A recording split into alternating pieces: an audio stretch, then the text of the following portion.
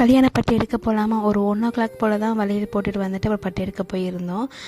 விதமாக வச்சு பார்த்தோம். அதில் கரெக்டாக வந்து ஃபைனலாக ஒன்று சார் நான் தான் செலக்ட் பண்ணியிருக்கேன். ரொம்பவே சூப்பராக கல்யாணத்தனி காட்டுறேன். பட்டு எடுத்து முடிச்சோன்னா மட்டன் கொடுப்பாங்கன்னு பார்த்தா கடைசியில் சாம்பார் சோறு தான் போட்டாங்க. கொஞ்சம் வருத்தத்தோடு அதுவும் சண்டே அதுவும் சாம்பார் சோறு சாப்பிட்டு வந்து ஃபீல் ஆனிட்டு சொல்லிக்கிருந்தேன். அண்ணா உடனே வந்து KFC சிக்கன் ஆர்டர் பண்ணி கொடுத்தாங்க. ரொம்பவே ஹாப்பியாக இருந்துச்சு. Unexpected moment. உடனே அண்ணன் பாசத்தெல்லாம் பார்த்துட்டு அப்படியே டீ குடிச்சிட்டு ரிட்டர்ன் வந்து ஊர் கிளம்பி வந்துட்டேன். வந்தோன்னே ரொம்ப ஹெட்டேக்காகவும் டீ போட்டு குடிச்சிட்டு நம்ம மிளகா அப்படி அரைச்சதுன்னு சொன்னேன். அதில் வந்து கொஞ்சம் ஒரு டிப்ஸு சொல்கிறேன். கல்லுப்பு போட்டால் வண்டு பிடிக்காது. எதுக்கு இந்த வரமிளகா அப்படி குத்தி வைக்கணும், ஈரப்பதம் தான் அந்த வரமிளகா எடுத்துக்கணும் சொல்லுவாங்க. அம்மா எனக்கு சொல்லி கொடுத்தது, அதனால் உங்களுக்கு சொல்கிறேன்.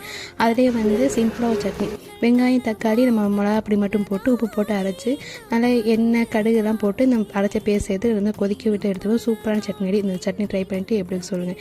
இந்த வீடியோ பிடிச்சதுன்னா சின்ன லைக் கொடுங்க. மறக்காம சேனல் சப்ஸ்கிரைப் பண்ணி பாருங்கள். நெக்ஸ்ட் ஒரு வீடியோ பார்க்கலாம். பாய்.